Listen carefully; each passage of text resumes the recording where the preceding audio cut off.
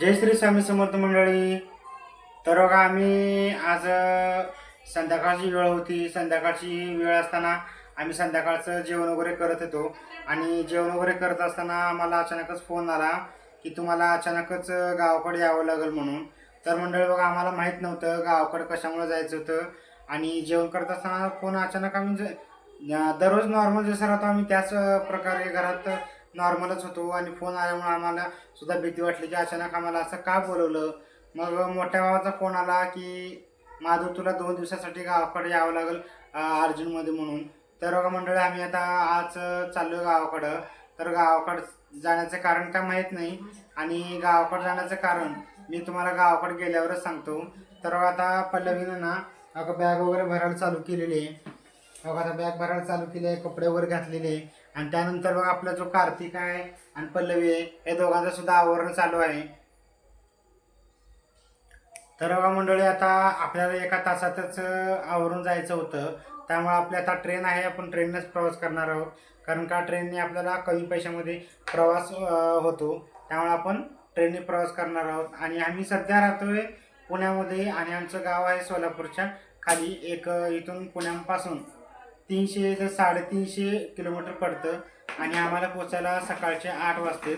आणि मंडळी तुम्हाला सांगतो की कारण काय होतं आणि कशामुळे आम्हाला अचानक बोलावं लागलं.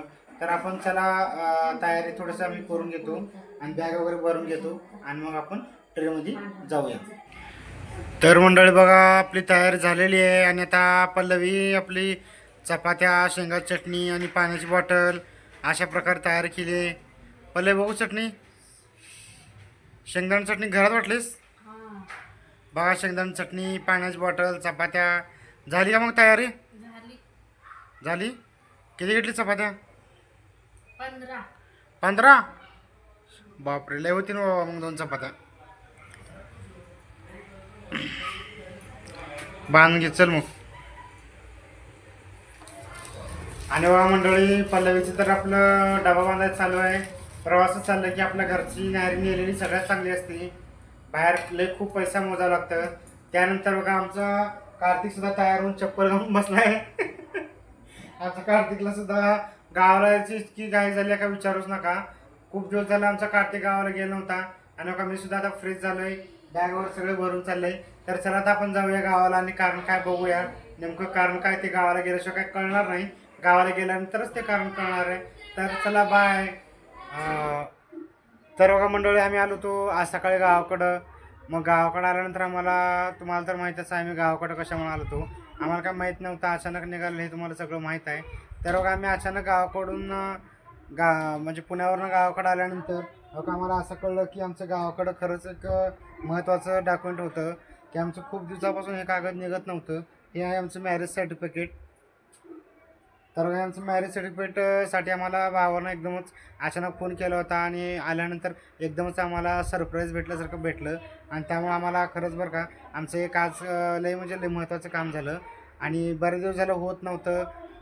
काय तर आमचं लग्न नंतर झाले 5 वर्ष, तरी आम्ही प्रयत्न करायचो पण कुठलं ना कुठलं एक डॉक्युमेंट कमी सापडायचं. मग त्यामुळं आता सगळे डॉक्युमेंट वगैरे जमा करून आम्हाला तरीसुद्धा 3 महिने झाले होते आणि 3 महिन्याच्या नंतर यांचं असं मॅरेज सर्टिफिकेट आलेलं आहे. आणि ह्या मॅरेज सर्टिफिकेटसाठी आमच्या भावानं आम्हाला सरप्राईज द्यावं म्हणून अचानक आज आम्हाला फोन केला होता आणि त्यामुळे आम्ही घाईगडबडीत निघून आलो. पण निघून आलेला आहे सुद्धा एक फायदाच झाला, एक चांगली गुड न्यूज भेटली. तर ह्यांचं आहे आमचं मॅरेज सर्टिफिकेट. धन्यवाद मित्रांनो. तर आता आपण परत आज जाणार आहोत आपण स्वामी समर्थांच्या दर्शनासाठी. स्वामी समर्थांचं दर्शन वगैरे करून मग आणि आपण उद्या सकाळी पुण्याला परत निघणार आहोत. बाय.